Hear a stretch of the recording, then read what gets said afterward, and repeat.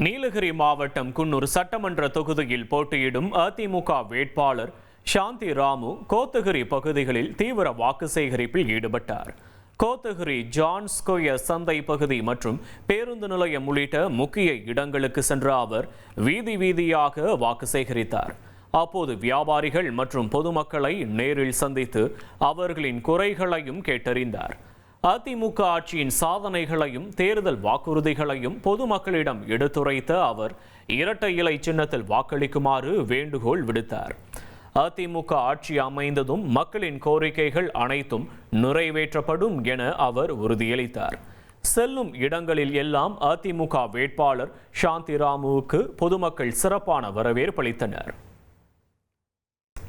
இரட்டை இலை சின்னத்திலே உங்கள் பொன்னான புனிதமான வாக்குகளை அள்ளி தந்து பெருவாரியான வாக்கு வித்தியாசத்தை நீங்கள் அண்ணன் சாந்தி ராமு அவர்களை வெற்றி பெற செய்ய வேண்டும்.